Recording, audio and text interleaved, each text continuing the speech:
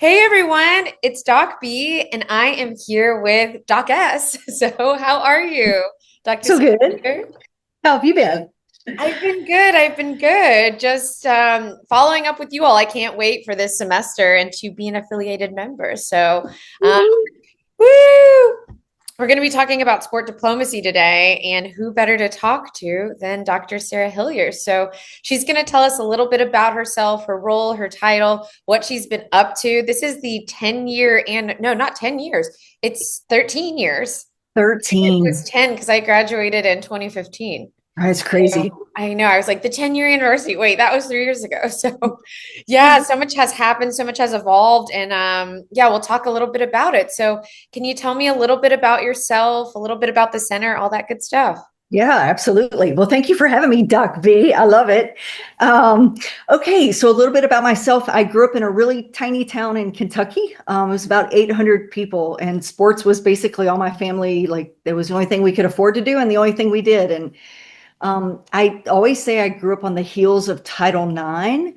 I was born in 71, Title IX passed in 72.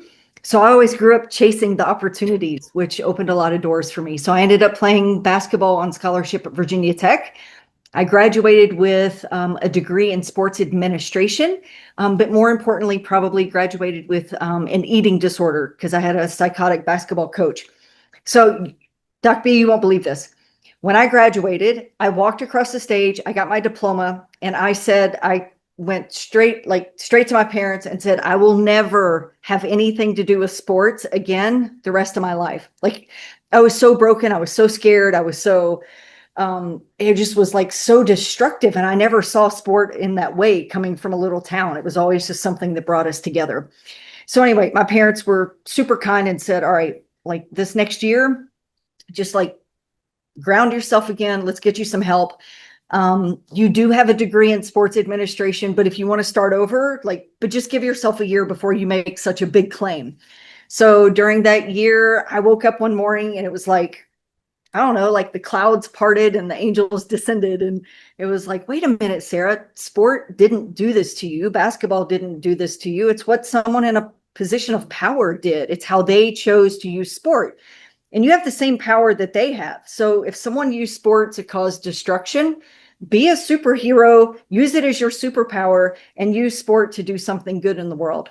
And that was the birth of Sport for Peace, which 15 years after that became the Center for Sports, Peace, and Society at the University of Tennessee. And I did not know that story. I have goosebumps right now Aw. because it's sad to say, but I think a lot of us can relate to like a bad coach, a bad situation in sports. Yep. And for something so beautiful to come out of that, that's pretty amazing. But I'm so sorry you had to go through that. We talk a little bit about that in social issues in sport, about different forms of kind of like abuse that goes on with in sport, especially with coaching. And yeah, so thank you so much for sharing your story. Oh, you're so welcome. And I appreciate you saying you're sorry and like I don't wish that on anyone. But to be honest, just from a faith perspective, like I'm so glad God allowed me to go through that because I don't know without having gone through that that I would be where I am today. And just understanding the agency and the volition, like the power of choice to take anything that happens in our lives and say, okay, it's up to me as to what and how I choose to respond. And I mean, thanks God now, we're using sport literally like superheroes. I always say sport is neutral. And when you think about superhero movies, the superpower in the hands of a hero is used to like save the day and make the communities better and stronger. But that same superpower in the hands of a villain can be cause for destruction. It's always why the villain wants to get a hold of the superpower to Yeah. use it for destruction. And so I really think sport and education are superpowers, but what we do with it, it depends on whose hands it's in as to like what the result is going to be. Definitely, definitely, right? So we're going to be talking about sport diplomacy today, but sports used as a soft power for a lot of different nations in order to kind of get their agenda where they want it to go, right? And that could be a good agenda or a bad agenda. So as far as politics, governing bodies, all of that, that plays such a big role. But I've been able to see firsthand what the Center for Sport, Peace, and Society has been able to do on so many different levels and just the impact and the power. And I just can't even I don't even know where this conversation is going to go because I thought it was 10 years and like 13 years of impact. I mean, that's somebody that, was that started it. And you guys do things at the grassroots level. So just the impact that some of these individuals have had on society, on sport, on their nations, on their community, for women and girls, for people with disabilities, for those that are not in the best situation, all of that. So yeah, so looking forward to this conversation. Mhm. So before we dive in any deeper, I'm going to tell you all a little bit of background about me real quick and how I know Dr. Sarah Hillyer. We actually graduated from the same program at the University of Tennessee, Knoxville. So I graduated in 2015, but I started in 2012. And as soon as I got there, that was the first year they actually had a grant from the US State Department to work in sport diplomacy. I had no idea what this was. I just knew that it sounded cool. And I was like, hey, can I be part of it? And I even said, like, hey, I really want to come to DC and I'll stay with my aunt and I'll hang out with you all. And that was kind of the beginning of it for me. I was just like, kind of following you all around, like, this is really cool. Can I be a part of it? And then you all were like, yeah, come on in. So Yeah. that was a really fun year. It's unforgettable on so many different levels, but that's how I became a part of it. So I've known you for a very long time. I'm so lucky to call you a friend, a colleague, a role model, all that. And it's so cool just to see all the great things that you have been up to. And I'm like, oh my gosh, I know that person. So Oh, stop. yeah, I'm like, oh my gosh, that's I so feel the cool. same way about you. I'm like, I know that person. No, I So think that's the cool thing is like at the end of the day, and like there's things in this world that, whether it's on social media or you hear about amazing things, they seem really sexy and almost like, I don't know, like I can't achieve that. But you and I are just like, we're everyday Kentucky girls. Like, oh I mean, yeah, you're Kentucky not a girls, Kentucky yeah. girl, but I forgot to add but that like in. your family, yeah. And I mean, the truth is, like, we all have so much power. And I think who we surround ourselves with is a huge part of bringing out that power in each one of us. And lucky for you and I had you around me, you had me around you. And I just think it's the power of like surrounding yourself with really amazing people. So I'm honored to call you friend and colleague as well. Yay, we have a good friend group, circle group. So Mhm. okay, so can you tell everybody about the Center for Sport, Peace, and Society, what your role is in sport diplomacy and how it fits into all of that? Yeah, absolutely. So I think I finished my PhD in sport and sociocultural studies. Is that what they called it then? Sport studies? I think so. I have to look back at my diploma. I I think know. it changes every year, I but think it does I have too. no idea. But I finished in 2010 and I was 40 when I finished, which see like, and I'm not a true academic, like I'm a practitioner at heart. Yeah. So I'll just back up a little bit. Starting Sport for Peace, I started that in 1994. I ran that as a nonprofit until I went back to school in 2006. And over those years, I had a horrible business model, Doc B, horrible. I funded the nonprofit on bake sales, car washes. I was a substitute teacher. I refereed basketball. I umpired softball, and I stocked shelves at a like a lawn chemical warehouse Oh my for gosh. 14 years, just to try to like piece it together. And so, and this was like pre-social media, pre-internet days. So I would take teams of student athletes, mostly females, and we would just go to different countries and work with partners that literally we would find through like handwritten letters. Like I would like send a letter to a university or a church organization or the Olympic Committee in a country, Brazil, Mexico, Turkey, Israel, Palestine, like, and then and then we would take teams, let's say a basketball team, and we would just go and do friendly matches, friendly games in the country with whoever the local organizing body or partner was. And basically just try to connect at a human level and build friendships. And just to find that we didn't speak the same language, we didn't share the same culture, we maybe didn't share the same faith perspective, whatever. But basketball was our common language. We didn't need to speak. We had a mutual respect for one another, a mutual appreciation for one another. And we found ways to communicate and really eating together, just breaking bread together, those types of things. So as that was happening, also word of mouth was spreading in the women's sports community globally. And strangely, I ended up in 1999 as the first and only American woman to go into the Islamic Republic of Iran to help develop their women's sports system in an appropriate Islamic appropriate way. So then I had the privilege of spending at least 1 month every year in Iran for 10 years.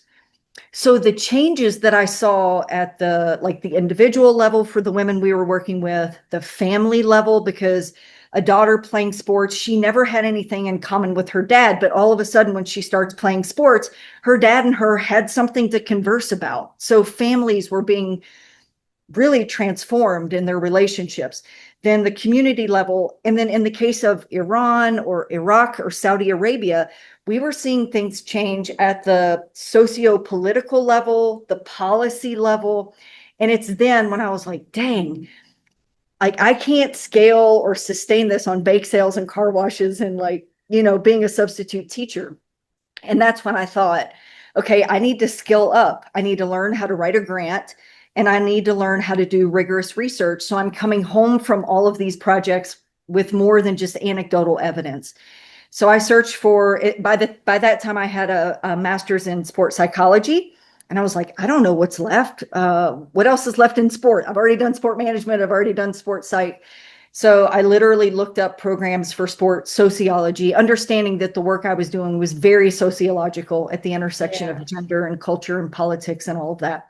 And there were 2 programs in the country that offered sport studies or cultural studies of sport. It was Ball State in Indiana and the University of Tennessee. Okay. So that's how I ended up at the University of Tennessee. And the very first ever grant proposal that I wrote was to the U.S. Department of State. Get it out of the ballpark. Well, it was an early win, I tell you. But I've learned so much. And then just having the power of backing, the programs that we're running with research to say, we really can prove that sport holds this unique power to make a difference at the diplomacy level, at the diplomatic level, and people to people, and just helping people understand that at the end of the day, we're just humans and we want the same thing for our families and ourselves: health, safety, shelter, food, just the basics. So that may have been way too long of a story. No, that was great. That was great. You were just like taking me back to the beginning before I got to see it firsthand. So I remember your dissertation was on Iran, correct? It was women's. They also asked me to start fast pitch women's softball in Iran. Yeah, so I remember that vaguely, but I remember you just knew so much about Iran, and I was like, what does she not know about like sports? I was like, okay, and all of that. And I just love how, growing up in Kentucky, basketball is such a big deal, and you're able to take that and just do so much with that.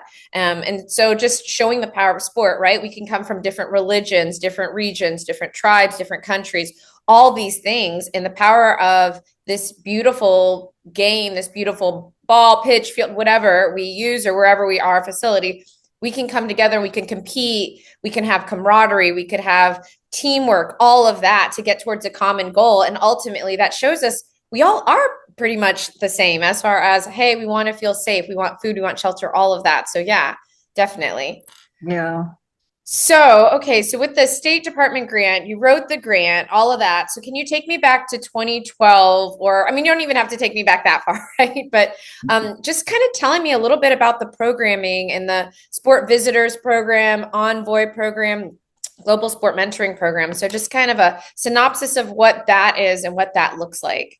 Yeah, so it's the beautiful thing, so the Envoy program was professional American athletes, WNBA players, NBA players, NFL, and we literally would send them into a country just to raise the visibility of relations between the countries and sport and to raise the level. And so we are no longer running that part of the program. And I'll tell you what happened.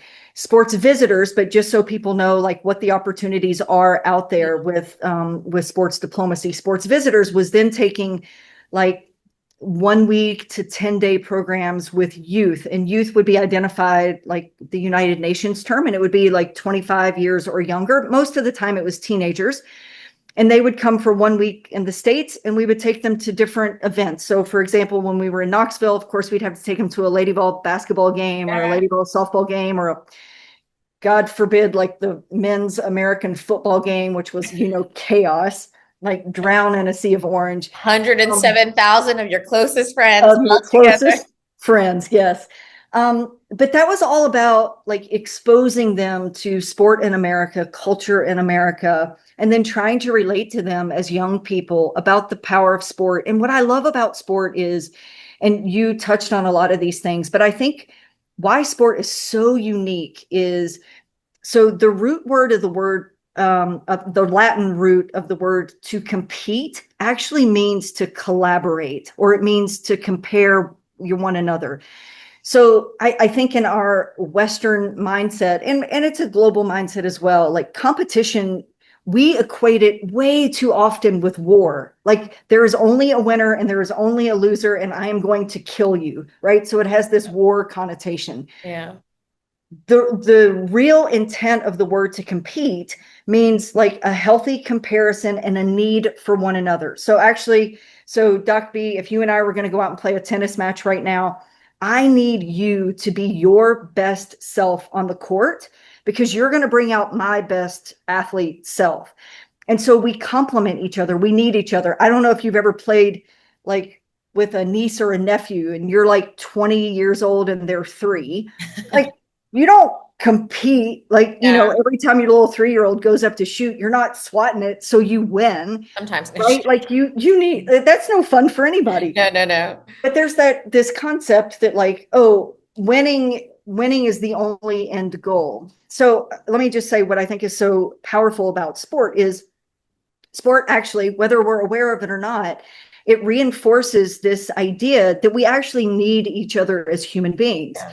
And whether it's on the field or on the court or in the business room or in the classroom, when you are surrounded with other people that you are competing with, and I'll say competing alongside, not against, that's how we rise like in our abilities and push ourselves to be better. And you see that with athletes. Companies are quick to hire athletes or people that are involved in sport because they understand this degree of excellence and this pursuit of excellence.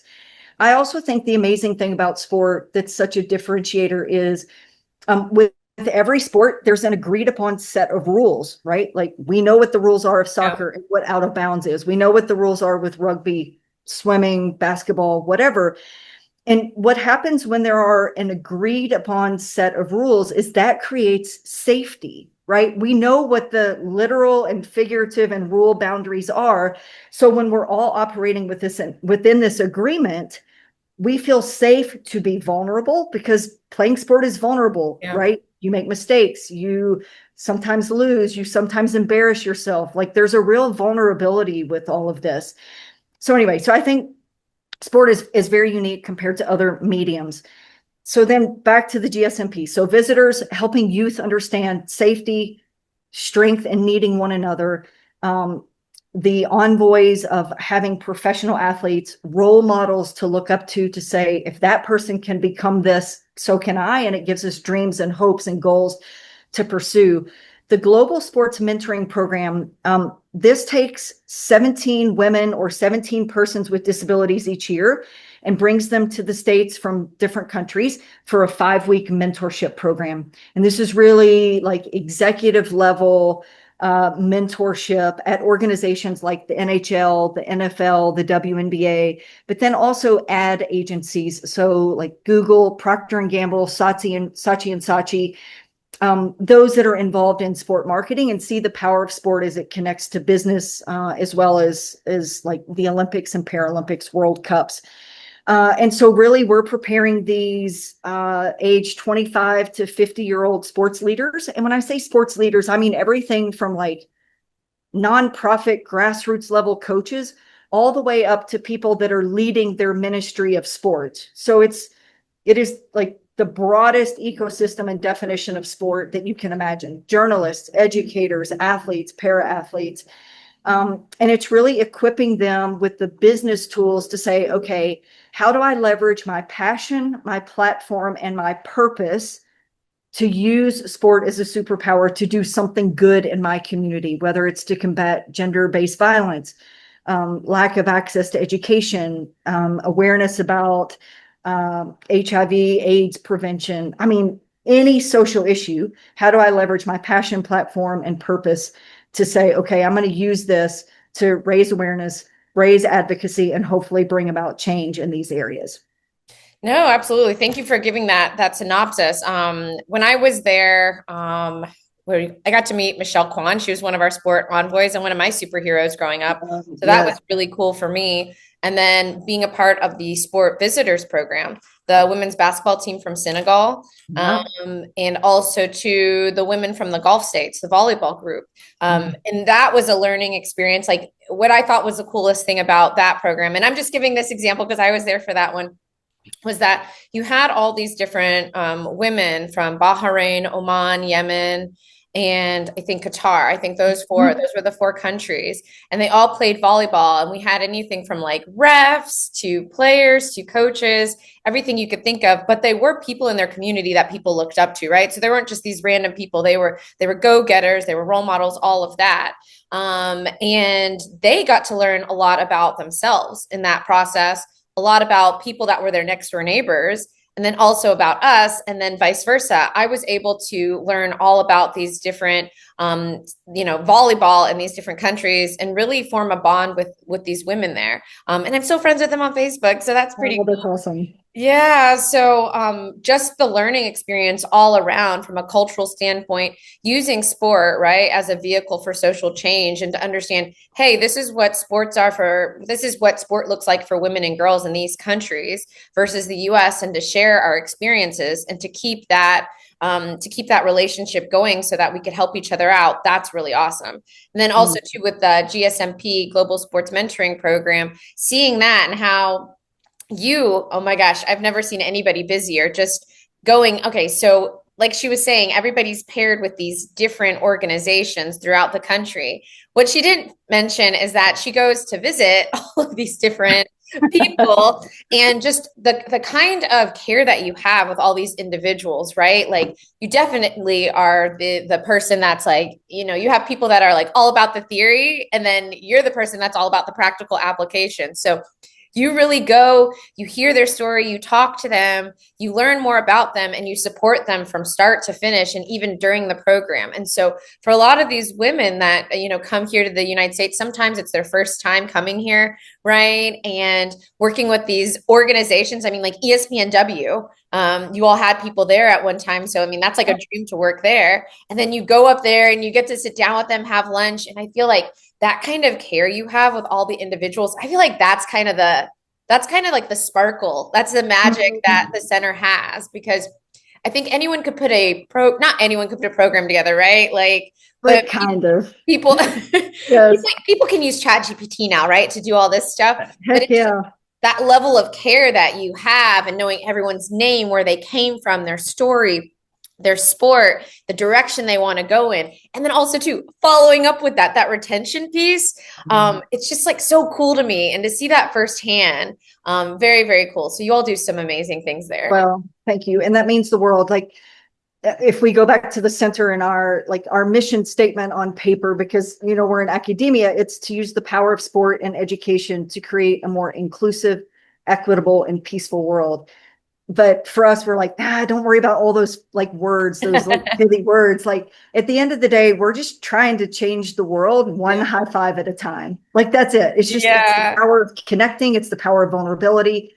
It's the power of intentionality to say, yes, like there's programs and there's projects, but at the end of the day, it's about the people. And I think when people feel loved and seen and supported unconditionally, they truly can begin to believe in the power that they have to do anything. And so thank you for that, because that is like the most important piece. And it's something we told the State Department early on, even when we applied for the program, is that oftentimes cultural exchange programs, it's really about like bringing people from another country and exposing them to what your country has. And then you send them home and you're like, all right, good luck. That was fun. And Peace. it becomes, yeah. And it kind of becomes this factory line of like checking a box that, okay, we've done diplomacy, or like we've done a cultural exchange because we brought them here, we showed them what we do, and we sent them home. And we said to the State Department, like the second that's how we have to do it, we can't philosophically do it. For us, it is all about like the transformational experience and the reciprocity of it. It's not just so for us, it was about, we came up with a grounded theory, the theory of empowerment for social change, which is really 4 E's. So yes, it's important to expose people to new ideas, people, resources, networks, but we have to move beyond that if we want it to be transformational. Transactional, fine. Expose and you can be done and like you've made the transaction. But transformation is really about exposure and then equipping. What do you do with what they've been exposed to? How do you then bring in the theory and really equip them with the tools, resources, and networks that build on what they've been exposed to? And then the third E is engage. How do you engage them with like getting their hands dirty with what they've been exposed to and the things that they're being equipped with? So it becomes kinesthetic learning. It becomes learning by doing. So not only are they engaging with the theory and the material and with one another, they're engaging in an environment that is supportive and safe, that gives them the feedback that they can be messy with it, they can mess up with it, they can fail, they can be vulnerable, they can be scared. And then the 4E is entrust, and that is entrusting that they will take everything they've learned and experienced, and they promise to pass that on, to share it with one other person so that the multiplier effect comes to life. So 4 E's: expose, equip, engage, and entrust. And like now we have 301 alums from 101 countries. The implementation rate of their action plans that they develop is 84%. Oh my gosh. Which is crazy. That's crazy. It Yeah. is so crazy because they go back to such huge challenges and such a lack of resources. But because they have been personally transformed and they feel that they're not alone anymore, that they've got this global family around them, and that they truly. So I think it's like, no, we can do things. We just need to know that we're not alone. We have support and we have access to the resources that potentially we need. And I don't necessarily mean financial resources. I mean all the other inputs. Yeah. The community aspect of it, it's so big. And the fact that you all have opportunities for them to come back and write grants to get funding to do what they want to do. And just even, staying connected via social media and seeing what people are up to. That's pretty cool to me, because social media was just kind of getting up there when I was at Tennessee. So I was actually that was gonna be my next question to you. Just kind of any success stories you would like to share. I mean, 84%, I had no idea it was that number. And to see how much work you put in to all these programs, all these individuals, and that's just, when the program gets here. That's not even before the program gets here. And just the logistics of bringing all these individuals from different countries here. You may think it's really easy for, women and girls to come here to this country and participate in this program. But we had a program with one country that they were like, hey, we're not sure about you all coming over. We need them to have chaperones. And so they didn't end up coming over. So there's that. And then also too, when you do disability in sport, then making accommodations and making sure you have that accessibility factor. So much goes on to all of that. And I mean, we're not talking about like 20, 30 people doing all this, right? You have a center, a lot of people wearing a lot of different hats, but that just care so much.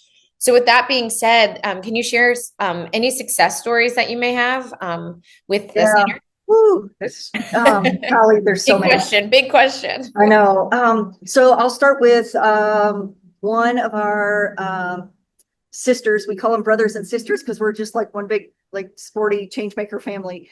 One of our sisters from Brazil.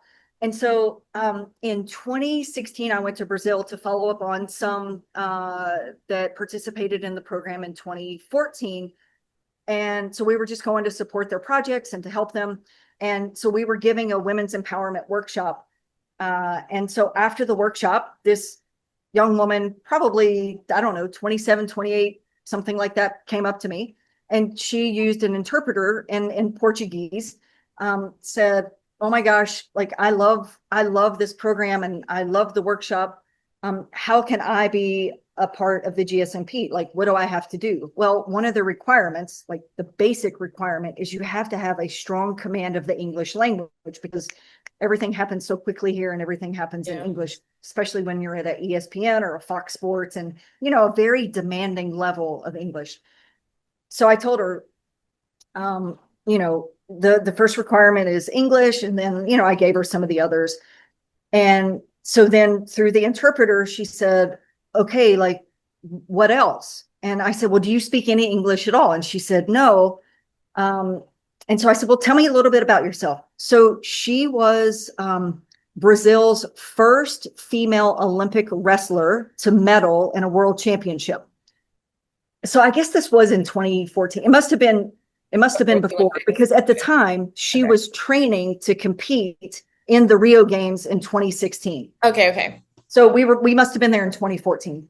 So she says, "Okay, well, I'm training for the Rio Games. I want to compete in the Olympics in my own country. But is the only thing I really need to do, other than what I'm already doing with my sport, because when I get done with the Rio Olympics, I know that my career will be over, and I am looking for, like, what is that transition? How can I leverage being an Olympian for my country?" A woman from a favela, from the slum areas, very, very violent background, was raised by a single mom. And when she was like 13 years old, her mom was working 2 or 3 jobs just to put food on the table. And Alini started hanging with like the wrong crowd. So her mom came home from work one day and she couldn't find Alini anywhere. And so she started asking all the neighbors, like, "Have you seen Alini? Have you seen Alini?" And again, they grew up in a really violent favela, slum area. And the neighbors all started looking for her. And so they started going out on the streets looking, and they found her passed out in the middle of the road from an alcohol-induced coma and drugs, rushed her to the hospital. And the doctors basically said to the mother, "You are an unfit mother. We're going to take your child away from you." And the mom said, "Can you help put food on my table? Like, I'm not a neglectful mother. I am working to put food on my kid's table. If you can provide food, then I'll be happy to stay at home and make sure she has somewhere to go. But otherwise, I can't afford anything. I can't afford to put her anywhere." So this hospital found a sports program for Alini to go to, which is where she learned Taekwondo and wrestling. Oh my gosh. She became an Olympic wrestler. So she was telling me the story. And she said, "So I really want to use my platform as an Olympian and my story to help keep kids, you know, off the streets, out of drugs, and to help them realize that if I came from a favela and can become a world champion, so can they." And so she said, "Okay, so besides that, what do I need?" And I said, "Just English." So I'm not kidding. She goes, "Okay, if that's all I need, like, fine, I'll see you in a few years." And, you know, in my brain, I'm thinking, you're 28 years old, you're training for the Olympics. Like, how are you going to master English in, you know, 2 years or 3 years? 2 years later, after the Rio Olympics, which she wrestled in, I was going through the applications. We probably got, I don't know, 60 applications from 50 countries. And I'm reading through every single application. And I come across a girl named Alini from Brazil. And I'm like, no way. So I read it more closely, and it was a wrestler, Olympic, came from favelas. And I was like, there's not two of them. It's her. So I moved her to the pile to be interviewed. Just because I was curious, like, no way does she speak good enough English? Like, maybe she's got basic level. I interviewed her. Her English was impeccable. So I said, "Alini, how did you learn English in 2 years?" And she goes, "I just did Duolingo, and I watched cartoons, and I watched the news." And I said, "Did you have an English professor, or like, did you go to English classes?" She was like, "I didn't have time for that. And I definitely didn't have the money for that." She taught herself English in 2 years. My gosh. She's giving me a lot of hope right now. Right? I don't know any So, other. so we selected her for the program. So she came on the program. We matched her with a mentor from Google, and her action plan was to go back and start a wrestling academy in the favelas to teach girls wrestling, self-defense, how to defend themselves My because there's so gosh. much violence against women in Yeah. the favelas. But the second part is she hired an English instructor to teach all of those girls in her wrestling Oh, academy life skills wow. and English because she knew the doors that having English opened to her. So now she's got like a full on, it's called Empoderra. It means empowerment, girls empowerment. So she's got this like world class wrestling academy that takes young girls from the favelas, teaches them how to wrestle, teaches them life skills, teaches them English so they have better opportunities. Oh my gosh. I don't even know where to start with that story. There's so much packed into that. Like, So much. oh my gosh. And just like the impact that she's having on her community and that she's going back and reinvesting and she's putting in the work and she's like, I just took 2 years to do Duolingo and stuff like that. Oh my gosh. The Wow. kind of like work ethic, dedication, all of that. And so so in this 5 week program, they go through their mentorship for 3 weeks. We have them for a week, and then they come and they present their action plans that we were talking, like basically their plans that they're going to go home and implement in the project that they're going to start. So for Alini, because her mom suffered so much, just watching them, but then was so proud of like what Alini had become. We bought an airline ticket for her mom from Rio de Oh Janeiro my and gosh. surprised her. She had no idea she was coming. So when Alini stood in front of her other sisters and the State Department and everybody that was there to present her action plan, we brought her mom in so her mom could be there for her. Oh my gosh. Oh my They gosh. they bawled, like bawled. It was so powerful and so sweet. And you know, yes, like Alini's strength and resilient was incredible, but like without a strong mother that like figured it out for her daughters. So it was a really cool moment. Full circle moment, and it just shows the power of sport. And then I'm just so happy that she was able to meet you and learn more about the center, and just to have that understanding. I think a lot what I find, I have a lot of student athletes in my class, and a lot of times people think the buck stops in college, like, hey, I'm going to be a professional, all that. And I'm like, this is a vehicle to help you get to the next level, right? It's not a matter of sport of when it's going to be over. Well, it's not if it's going to be over, it's when, right? It could be an Yes. injury. It could be, hey, I didn't make the team. It could be that you got burned out, a lot of different things. So I think the fact that she was able to look at the bigger picture, like, okay, you know what am I going to do after this is over? And to, have that perspective and then to meet you, get inspired by you. And then you're like, hey, just learn English. And she did that and everything just fell into place. I mean, that's Yeah, pretty amazing. Yeah.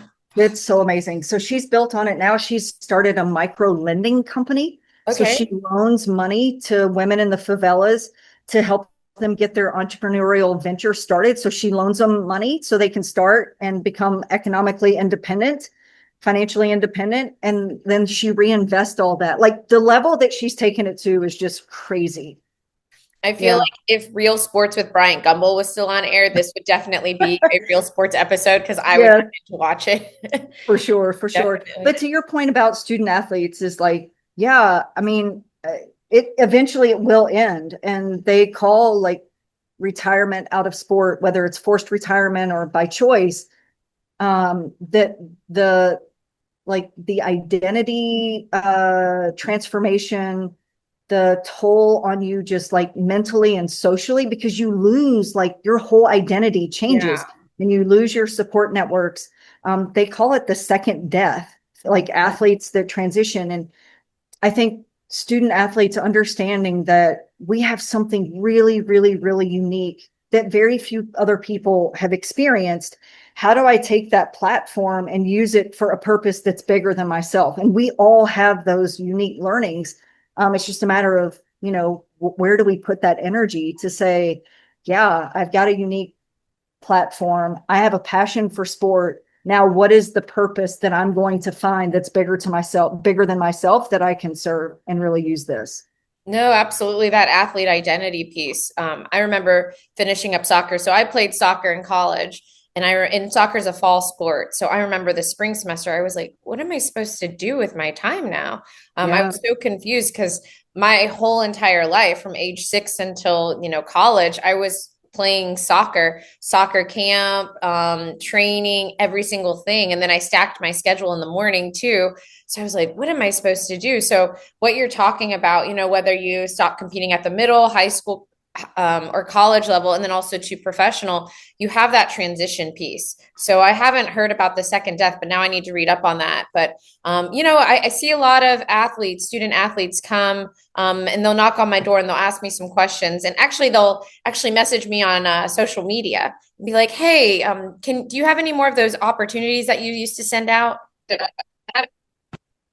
I think it froze a little bit. Yeah. So they will ask, "Hey, do you have any more of those opportunities that you used to send out?" So I'm like, "Yeah, I'll post some." So I started posting things on social media. So, it just takes time to transition, but I think that's a big aspect of it. And just the fact that, Alina, right? Alina, yeah, she was able to do that. And it sounds like very successfully. And now she's such an entrepreneur, and just the social justice aspect, like lending women in her community loans so that they can get out of these bad situations, that she was in. That's huge. I mean, how many lives directly and indirectly have been impacted through her, through you, from the center, all of that. So I would just like to see like all the connectors. I know that's hard to do, but that's pretty awesome. I don't know why our Wi-Fi got funny, because it always does, right? Okay, yeah, because it has to. So with that being said, let's wrap this up before we start being spotty again. So I just have two more questions for you. So what advice do you have for somebody that may want to go into a role such as yours? So you were just saying that, that it takes a lot to go into this, because it's like ducks going across the pond. That's where we left off at. Exactly. Yeah, like maybe what people see is, like this really smooth sailing, like it's super, and I said it earlier, like this super sexy impact. But the truth of the matter is, like, it is a lot of hard work. It is a lot of sacrifice. It is a lot of just putting other things aside to make a dream come true. And so I think part of my advice would be, like, don't be afraid of the hard work, and find whatever it is in your life that is worth sacrificing for. What is that purpose that's greater than yourself, that's worth putting in the work? And for me, that was about, like, how can I use sport to do something the opposite of what my coach did? How can I use it to bring hope and empowerment and purpose to people's lives? So I would say, don't fear the hard work, but find what it is that you are so willing to put that hard work in and to make the sacrifices it requires to be successful. Yeah, and I'm just happy that you were able to, find this avenue. And, thank you so much for sharing your story with us today. And I'm sorry that it messed up at the end, right? So sports and technology right there. That's everybody's lesson for today. That's less lesson for the day. But oh my gosh, thank you so much for just taking the time to talk with us today. When I edit this, her face will be up here so that, we won't miss you. But I'm so happy that it started messing up right at the very end. But thank you so much, Dr. Sarah, and you're the best. I can't wait to reconnect and be an affiliated member and just add on to what you all have been doing. It's been such a pleasure just knowing you, growing with you, all of that, and just seeing what you all have been up to throughout the years. Oh, thank you, Doc B. I feel the same way, and I can't wait to create some magic together, and hopefully your students are always welcome. So whatever we can do, we always say social change is a team sport. So the bigger the team is, the better, when we have people that share values and purpose. So thank you, Doc B. I appreciate it, and lots of high fives to you and your students. High fives. I'm high fiving on the camera right now. Okay. Well, okay. Have a great day, and thank you again. Talk to you soon. Okay, thank you. Bye-bye. Bye. And that's it, folks.